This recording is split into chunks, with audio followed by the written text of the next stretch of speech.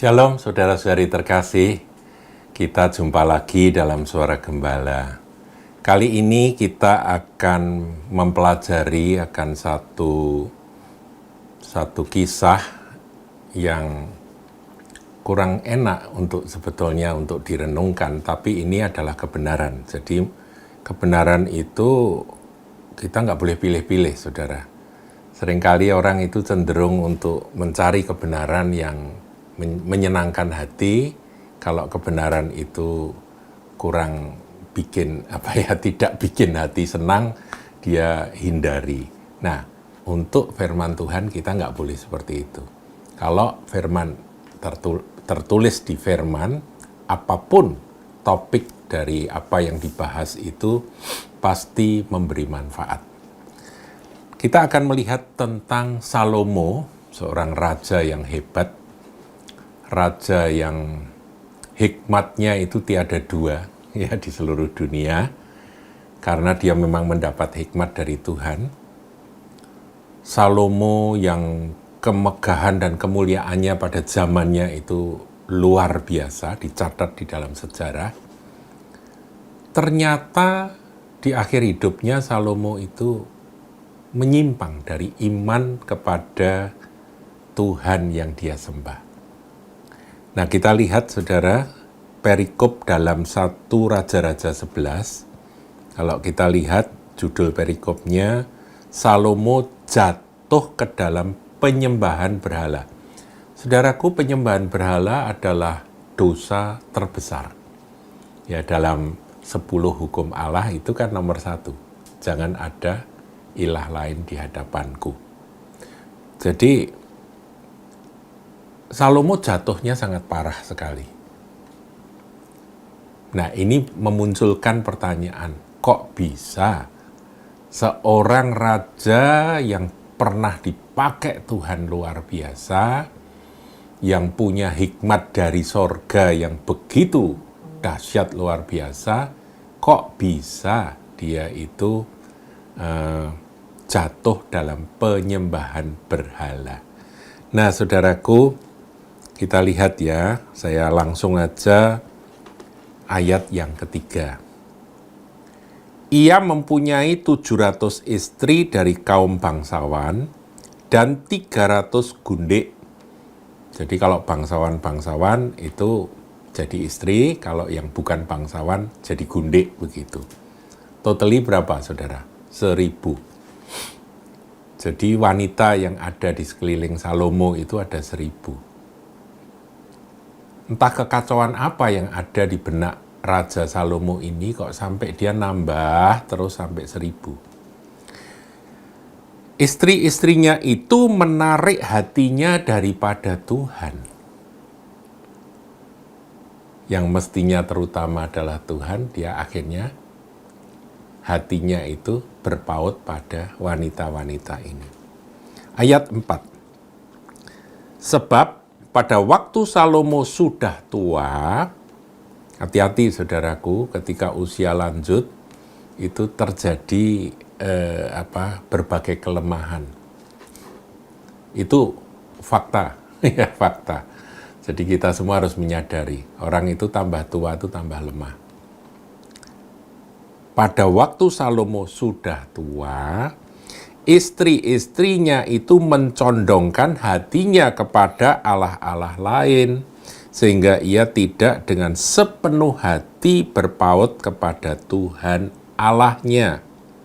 Ya, kata Tuhan itu Yahweh, YHWH, Allahnya, Elohimnya, seperti Daud ayahnya.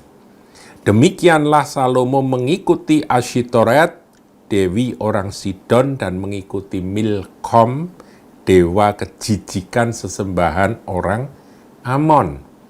Dan Salomo melakukan apa yang jahat di mata Tuhan. Ini serius loh saudara. Kalau firman mencatat Salomo melakukan apa yang jahat di mata Tuhan, dan ia tidak dengan sepenuh hati mengikuti Tuhan seperti Daud ayahnya. Kalau saudara lanjutkan, dia mendirikan bukit pengorbanan untuk dewa-dewi kejijikan tersebut. Jadi kejatuhan Salomo ini sangat dalam. Sangat dalam. Kembali pertanyaan, kok bisa? Nah ini loh. Ini yang harus menjadi peringatan buat kita. Bahwa tidak ada seorang manusia yang super. Orang bisa dipakai Tuhan, bisa diurapi luar biasa, punya hikmat yang begitu dalam dan mengagumkan. Hikmatnya itu sampai luar biasa ya, sampai Ratu Sheba dari tempat jauh pun datang hanya untuk mendengar hikmat Salomo. Kok bisa dia meninggalkan Tuhan yang mengaruniakan hikmat itu? Saudaraku, ini perenungan. Perenungan ini seharusnya membuat kita tersungkur, merendahkan diri di hadapan Tuhan. Aku butuh perlindungan-Mu, Tuhan. Jangan sekali-kali hatiku ini menyimpang dari Engkau.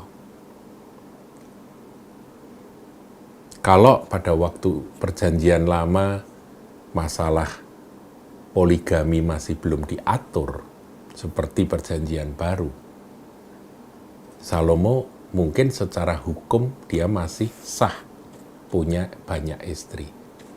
Tapi ini pun, saudaraku, berlaku bagi kita yang hidup di Perjanjian Baru. Di Perjanjian Baru mungkin anak-anak Tuhan tidak ada yang punya 2 istri atau 3 istri, karena itu jelas melawan firman Tuhan. Itu jelas, saudaraku, kita sadar, ngerti. Tetapi mungkin kata istri-istri yang mencondongkan hatinya kepada Allah-Allah lain, kepada sesembahan-sesembahan lain ini, bentuknya bisa macam-macam.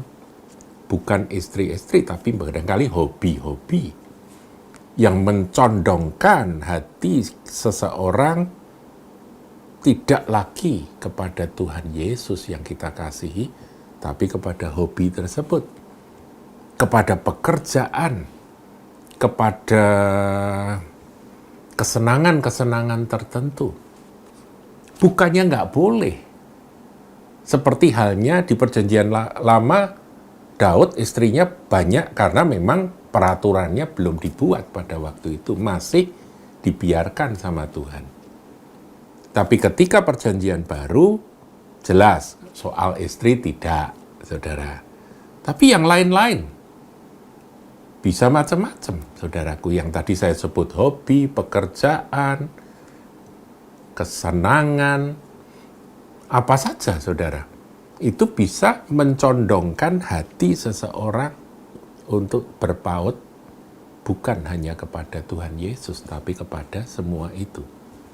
Nah, kita pun harus merendahkan diri. Tuhan, jagai aku, supaya jangan sampai hatiku condong kepada sesuatu yang lain melebihi Engkau. Saudaraku, ini menjadi perenungan buat kita. Kalau tokoh sekaliber Salomo saja bisa jatuh demikian dalam, saudara dan saya tidak kebal. Jadi marilah kita mengingat, setiap kali kita bangun tidur, kita mengingat Tuhan Yesus. Aku nggak mau ada satupun yang membuat Engkau menjadi nomor sekian dalam hidupku.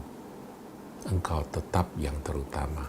Engkau tetap yang mengontrol seluruh hidupku.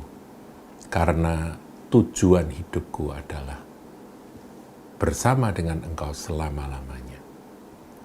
Berkali-kali saya sampaikan, saudaraku ya, tujuan hidup kita sebagai orang Kristen apa, saudara? Pertama, memuliakan Tuhan dan menikmati Dia selama-lamanya. Haleluya. Nggak enak kisahnya, tapi ini menjadi pelajaran buat kita. Tuhan Yesus memberkati.